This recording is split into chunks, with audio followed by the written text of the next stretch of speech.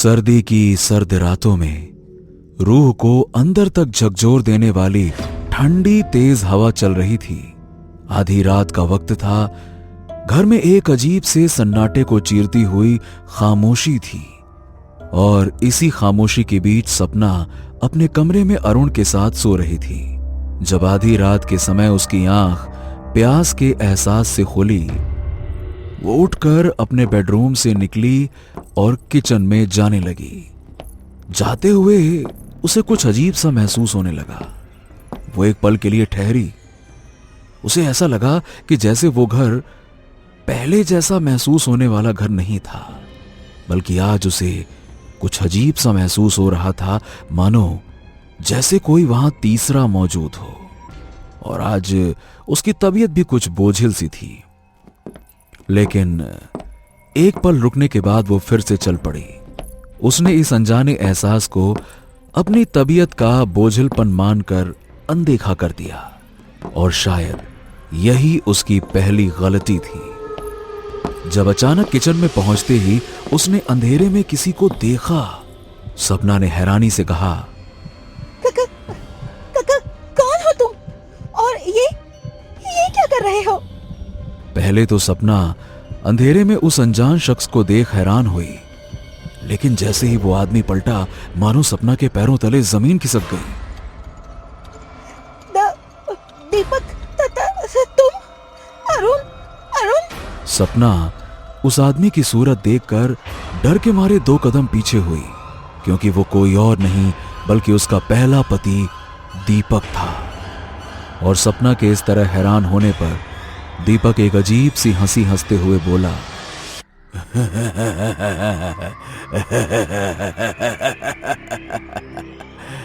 हे सपना, मैं तेरे बिना अधूरा हूं रे। अरे तू तो मुझको प्यार करती थी ना, तो फिर मुझे इतनी जल्दी कैसे भूल गई? अच्छा चल, कोई बात नहीं, पर मैं तो नहीं भूला ना। दीपक अपने खून से तर चेहरे, जिसका रंग अब पूरी तरह से नीला पड़ चुका था, और वो अपने इसी चेहरे के साथ उससे अजीब आवाज में कह रहा था, जबकि सपना दीपक को इस तरह से देखकर उसके डर से पसीना पसीना होते ही वहीं अचानक से बेहोश हो गई। जब अगले दिन सपना को होश आया तो अरुण उसे परेशानी से देख रहा था, जबकि वो होश में आते ही थर थर कांप रही थी और बार बार दीपक का नाम ले रही थी। सपना, सपना, क्या हुआ तुम्हें? क्या बात है? वो अरुण, मैंने दीपक को देखा कल वो कह रहा था, वो मुझसे कह रहा था वो मुझे भूला नहीं है। सपना की ये बात सुनकर अरुण थोड़ा परेशान हुआ, लेकिन फिर उसे लगा कि सपना की तबीयत तो पहले की तरह खराब रहती है, तो हो सकता है ये उसी का असर हो, और इस बात को उसने अनदेखा कर दिया। जबकि अब इसी दिन से सपना को दीपक नजर आने लगा, और फिर दिन में सब कुछ ठीक रहता, लेकिन रात होते ही दीपक उसे दिखाई देने लगता। जब एक रात दोनों रूम में थे और अपनी अपनी जिंदगी आगे बढ़ाने के बारे में बातें कर रहे थे। अब देखो सपना, ऐसा है कि जो होना था ना, सो तो हो चुका है, लेकिन अब हमें सब कुछ भूलकर अपनी नई जिंदगी शुरू करनी होगी। देखो, हाँ, मैं तुम्हें अपनी बीवी होने का हक देना चाहता हूं, और यह भी चाहता हूं कि तुम भी मुझे अपना पति दिल से मानो यार। अरुण ने ये कहने के साथ ही सपना का हाथ अपने हाथों में लेकर जैसे ही उसे चूमना चाहा, वैसे ही अचानक से सपना को अरुण के पीछे दीपक नजर आया, जिसकी आंखों से खून निकल रहा था और साथ ही साथ हाथ में एक खून से सना चाकू था, जिसे लिए हुए वो धीरे धीरे अरुण की तरफ बढ़ रहा था। तुम नई जिंदगी अरुण के साथ नहीं शुरू कर सकती। मैंने कहा था ना, तुम सिर्फ मेरी हो, लेकिन तुम मुझे भूल गई। पर मैं अरुण को मार डालूंगा। ये मेरी जगह नहीं ले सकता।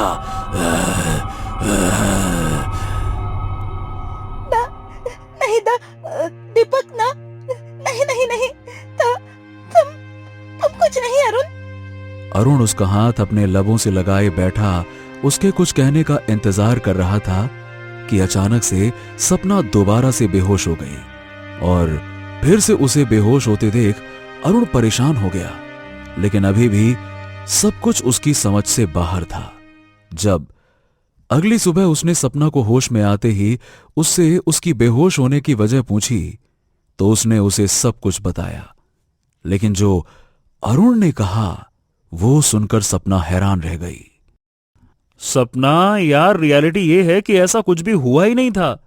ना तुम चीख रही थी ना कुछ बोल रही थी, उल्टा मैंने जैसे ही तुम्हें छुआ तुम बस बेहोश हो गई। नहीं अरुण, मैंने दीपक को देखा, वो तुम्हें मारने आया था। उफ, ओ सपना, बस बहुत हो गया यार। दीपक मर चुका है, मैंने अपने हाथों से उसे मुखाग्नि दी है। क्या बातें करती हो तुम? और शायद अपने इन्हीं हाथों से जान भी ली है उसकी मैंने। क्या बोलूं तुमको मैं? अरुण सपना से यह बात कहते हुए आखिर में आधी बात अपने मन में कहता हुआ वहां से जा चुका था। जबकि कुछ दिन उनके शांति से गुजरे थे क्योंकि अरुण सपना को बीमार समझकर उसके करीब नहीं आया था। और फिर एक रात अरुण सपना से डाइनिंग टेबल पर बैठा बोला,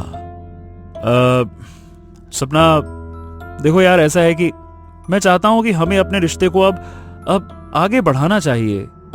अभी अरुण का ये कहना ही था जब अचानक से सपना ने अजीब नजरों से उसकी तरफ देखा और फ्रूट बास्केट से चाकू निकालते हुए उसे देखते हुए बोली, मैं दीपक की हूँ। दीपक की, तुम्हारे साथ में अपना रिश्ता तो क्या, मैं तुम्हें अपना पति मानने से इनकार करती हूँ, और अगर मैं दीपक की ना हुई तो तुम्हारी भी नहीं होंगी। सपना ने ये कहने के साथ ही अपनी कलाई पर उस चाकू को रखते ही चला दिया और अब वो खामोश थी, बिल्कुल खामोश। जबकि अचानक से सपना के अंदर दीपक की मुस्कुराती ही एक छोटी सी झलक देखकर अरुण घबराया और उसे तुरंत हॉस्पिटल लेकर आया। और जब उसने ये बात अपने माँ बाप को बताई तो वो भी परेशान हो गए। लगता है हमारे दीपक की आत्मा को सुकून नहीं मिला, तभी तो वो सपना को दिखाई दे रहा है। मुझे भी यही लग रहा है अरुण। देखो, तुम एक काम करो, तुम तुरंत सूरजकुंड बाबा भैरव के पास जाओ और उन्हें यह सारी बात बताओ, क्योंकि अब वही हमें इस संकट से निकाल सकते हैं बेटा। और फिर अपने माँ बाप के कहने पर अरुण सूरजकुंड में भैरव बाबा के पास गया और उन्हें सारी बात बताई, जिसे सुनते ही उन्होंने कुछ मंत्र पढ़ना शुरू किए और फिर कुछ देर बाद बोले, तूने जो भी किया वो गलत था। ओम बगड़बम बगड़बम बगड़बम। तुझे दीपक के साथ ऐसा नहीं करना चाहिए था। अब वो तेरी पत्नी को अपने साथ अपनी दुनिया में ले जाने के लिए आया है और वो उसे ले जाकर रहेगा, क्योंकि तूने जो किया है उसकी कीमत तो तुझे चुकानी होगी। भैरव बाबा की बात सुनकर अरुण अपनी गुजरे हुए समय में वापस लौटा, जहां उसने अनजाने में एक बहुत बड़ा गुनाह किया था। अरुण, दीपक और सपना एक ही कॉलेज में पढ़ते थे। अरुण और दीपक दोनों सगे भाई थे और उन दोनों की दोस्ती सपना से थी और दीपक सपना को बहुत पसंद करता था। जब एक दिन उसने उसे कॉलेज में प्रपोज किया और इत्तेफाक से उसी दिन अरुण कॉलेज नहीं आया क्योंकि उसकी तबीयत खराब थी। अब सपना देखो, मैं तुमसे बहुत बहुत बहुत ज्यादा प्यार करता हूं और मैं तुमसे शादी करना चाहता हूं। बोलो, क्या तुम भी अपनी सारी जिंदगी मेरे साथ बिताना चाहोगी? बोलो बोलो बोलो, देखो ना मत करना, बोलो बोलो बोलो। दीपक के इस तरह सारे कॉलेज के सामने इजहार मोहब्बत पर सपना हैरान हुई, लेकिन फिर उसके प्यार को सच्चा मानकर आखिरकार उसने शादी के लिए हामी भर दी। फिर उन दोनों की शादी की बातें चलने लगीं, जबकि अरुण इस बात से बिल्कुल अनजान था और वो भी सपना से दिल ही दिल में प्यार करता। और जब एक दिन उसने सोचा, हाँ, आज मैं घर जाकर मम्मी पापा से कहूंगा कि वो मेरा रिश्ता सपना के घर लेकर जाएं। हाँ सपना सपना सपना, मेरी सपना तो मेरे सपनों में भी आ रही हो। अब मैं सपना के बिना नहीं रह सकता। अरुण ये सोचकर अपने घर गया और जैसे ही उसने अपने घर में बात करने का सोचा, लेकिन उसके बात करने से पहले ही उसे वो बात पता चली जिसे सुनते ही उसकी जान निकल गई, क्योंकि दीपक के माँ बाप पहले ही दीपक और सपना का रिश्ता तय कर चुके थे। और ये सुनकर उस दिन अरुण बहुत रोया था, लेकिन उसने अपने भाई के लिए अपनी मोहब्बत को अपने सीने में दफन कर लिया था। और दूसरी तरफ सपना और दीपक एक दूसरे से बहुत प्यार करते थे, साथ में जीने मरने के वादे किया करते थे। लेकिन शादी की रात सपना को पता नहीं था कि उसकी जिंदगी उजड़ने वाली है, क्योंकि जब रात में दुल्हन बनी सपना के पास दीपक आया तो सपना ने उससे एक ख्वाहिश की। तुम भूल गए ना दीपक, मैंने तुमसे कहा था ना शादी की रात मुझे लाल गुलाब के गजरे चाहिए, लेकिन तुम लेकर ही नहीं आए। उत्तरी, मैं तो भूल ही गया यार। Sorry sorry sorry sorry sorry sorry sorry. रुको, मैं अभी लेकर आता हूँ। तुम सोना नहीं, रुको रुको, मैं अभी आता हूँ। सोना बिल्कुल नहीं, ठीक है। दीपक ये कहकर तुरंत अपने कार की चाबी उठाकर बाहर की तरफ निकल पड़ा, जबकि दूसरी तरफ अरुण आज अपनी मोहब्बत का मातम करते हुए सड़कों के बेनाम रास्तों पर अंधाधुंध अपनी गाड़ी दौड़ा रहा था। और वो अपनी मोहब्बत के मातम में इतना मगन था कि उसे सामने से आती दीपक की गाड़ी दिखाई ही नहीं दी, और फिर वो हुआ जिसका किसी को पता नहीं था। दीपक मौके पर ही मर चुका था, जबकि अरुण बच गया था। अरे अरे दीपक तू यहाँ? ये तो मर चुका है। नहीं नहीं नहीं नहीं नहीं नहीं, ऐसा नहीं हो सकता। अगर सबको पता चला कि इसे मैंने मारा है तो नहीं नहीं नहीं नहीं, मैंने इसे नहीं मारा। मुझे यहाँ से जाना होगा, मुझे यहाँ से जाना होगा। अरुण खुद से ये कहते हुए वहां से भाग चुका था, जबकि सपना की जिंदगी दीपक के जाने से वीरान हो चुकी थी और वो बीमार रहने लगी थी। और फिर उसकी उजड़ी जिंदगी को देखकर सारे घर वालों ने उसकी शादी अरुण से करवा दी, जबकि अरुण ने इस राज को अपने सीने में दफन कर लिया। और शायद सपना को खोने की वजह से भी वो कभी इस बात को बताने की हिम्मत नहीं कर पाया था।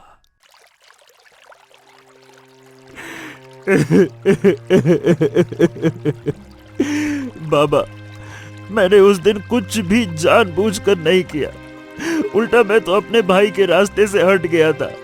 मैंने ये बात मान ली थी कि अब सपना मेरी नहीं है, लेकिन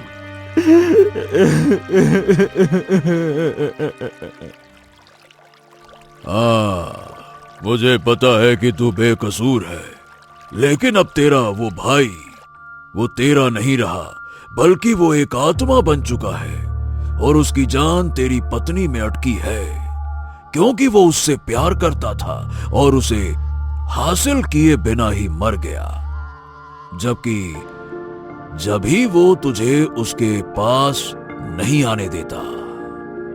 बाबा भैरव ने उसे और भी बहुत कुछ बताया, जबकि उन्होंने उसे एक बात और बताई कि दीपक ने अपने दिल की इच्छा से वो घर जिसमें आज सपना और अरुण रह रहे थे, वो उसने अपने और सपना के लिए लिया था। और इसी वजह से कहीं ना कहीं दीपक से जुड़ी चीजों में उसकी जान बसी है, और यही कारण था कि जब वो उसे अपने साथ ले जाने के लिए आया था। बाबा तो अब मैं क्या करूं जिससे हमारा दीपक से पीछा छूट जाए? क्या करूं मैं? बेटा, वो आत्मा है और वो अपनी अधूरी इच्छा पूरी किए बिना नहीं रहती, इसीलिए उसे रोकना नामुमकिन है। लेकिन अगर तुम अपनी पत्नी को यहां इस सूरज कुंड की नदी में लाकर डुबकी लगवाओगे तो वो उस तक नहीं पहुंच सकता। अरुण बाबा की ये बात सुनकर तुरंत सपना के पास गया, जहां सपना का अब बुरा हाल हो चुका था, क्योंकि अब ना रात ना दिन, बस हर जगह सपना को दीपक का भयानक चेहरा नजर आता। कहीं कमरे के कोने में तो कहीं आईने में, तो कभी अपने पीछे खड़ा हुआ तो और अब वो उसके शरीर में भी घुस जाता, क्योंकि वो जान चुका था अरुण उसे अपने साथ सूरज कुंड लेकर जाना चाहता था। सपना मेरी है, समझे तुम अरुण? उसे मेरा होना होगा और उसे मेरे साथ मेरी दुनिया में आना होगा। और फिर कुछ दिनों ऐसे ही चलता रहा, क्योंकि दीपक की आत्मा पूरी तरह से सपना के शरीर पर काबू कर चुकी थी। लेकिन फिर एक दिन अरुण ने किसी तरह से उसे अपने साथ सूरज कुंड ले जाकर उस नदी में डुबकी लगवाई, जिससे सपना के अंदर से वो आत्मा उसका शरीर छोड़ गई। और फिर वो दोनों अपना जीवन पहले की तरह सुकून से गुजारने लगे, क्योंकि उन्हें लगा था कि अब सब कुछ ठीक हो चुका है, दीपक की आत्मा खत्म हो चुकी है। लेकिन इस बात से अनजान कि कुछ आत्माएं कभी पीछा नहीं छोड़ती हैं, बस समय के साथ खामोश होती हैं। और एक ऐसा ही दिन था जब सबको पता चला कि उनके घर एक नन्हा मेहमान आने वाला है। हां, सपना गर्भवती थी, लेकिन अरुण इस बात से बेखबर था कि सपना के गर्भवती होने से दीपक की आत्मा एक बार फिर से लौट आएगी। जब ही अब वो दोबारा से दीपक ने सपना के अंदर घुसकर उस पर काबू पा लिया था, जिसके कारण सपना अजीब अजीब पहले वाली हरकत करने लगी थी। लेकिन इस बात से अरुण अनजान था। देखो सपना, यार अब तुम्हें अपना बहुत सारा ख्याल रखना है। चलो ये लो दवा खाओ। अरे लो लो लो, पकड़ो पकड़ो पकड़ो। तुम्हें अपना ख्याल रखना है ताकि तुम और हमारा होने वाला बच्चा दोनों स्वस्थ रहें, है ना? लो। अभी अरुण का यह कहना था जब अचानक से उसके अंदर अरुण को वही पुराने दीपक की झलक नजर आई। तुझे क्या लगा अरुण, तू मुझसे मेरी सपना को छीन लेगा तो मैं खामोश हो जाऊंगा? नहीं नहीं, मैं अब तुझसे तेरे किए का बदला लेकर रहूंगा, और मेरा बदला अब तेरी ये औलाद है जिसे मैं अपने साथ लेकर जाऊंगा। सपना ये कहकर बेहोश हो चुकी थी, जबकि अरुण एक बार फिर से सपना के अंदर दीपक की आत्मा को देख और उसकी कही बात सुनकर परेशान हुआ, और सारी बात फिर उसने माँ बाप को बताई, जिनका कहना था कि वो फिर से भैरव बाबा के पास जाए। और इस बार अरुण सपना की ही नहीं बल्कि अपने होने वाले बच्चे की फिक्र में दोबारा से सुंदर कुंड पहुंचा। मैं जानता था कि तुम मेरे पास आओगे, मैं जानता था। और फिर भैरव बाबा के कहने पर अरुण ने दोबारा उन्हें वो बात बताई। लेकिन इस बार भैरव बाबा का जो कहना था उसे सुनकर अरुण खामोश हो गया। अगर तुम अपनी पत्नी और बच्चे को बचाना चाहते हो तो तुम्हें अपने उसी घर में हवन कराना होगा, और इस हीरे से खुद को काट कर अपने खून की आहुति देनी होगी, क्योंकि तुमने अनजाने में उसकी जान ली है, तो अब तुम्हें अपनी जान देनी होगी। अरुण ने फैसला कर लिया था कि शायद अपनी जान से ज्यादा प्यारी सपना और अपनी औलाद के लिए उसे अपनी जान देना पड़ेगा। तभी वो बिना सोचे भैरव बाबा को अपने साथ लेकर अपने घर गया और वहां हवन करवाना शुरू कर दिया। जबकि हवन के शुरू होते ही सपना अजीब अजीब चेहरों में आने लगती है और फिर वो अचानक से बेहोश हो जाती है। लेकिन जैसे ही उसे होश आता है वो दीपक की आवाजों में चिल्लाने लगती है, मैं इसे ले जाऊंगा अरुण, तेरे बच्चे और सपना दोनों को अपनी जिंदगी में ले जाऊंगा। नहीं दीपक, मैं तुमसे प्यार नहीं करती और ना ही मैं अपने बच्चे को तुम्हें ले जाने दूंगी। सपना कभी दीपक की आवाज में बोलती तो कभी खुद की आवाज में, जबकि भैरव बाबा मंत्र पढ़ते। और तभी अरुण ने सपना का यह हाल देखते हुए अचानक से अपने खून की आहुति दी, जिससे वो लड़खड़ाकर जमीन पर गिरा। जबकि दीपक की आत्मा खून की आहुति पाते ही हमेशा के लिए सपना को छोड़ चुकी थी। लेकिन भैरव बाबा ने अरुण को बचा लिया था और फिर आखिरकार उन सब ने उस घर को हमेशा के लिए छोड़ दिया था, क्योंकि आज भी दीपक की आत्मा वहां बसी हुई थी।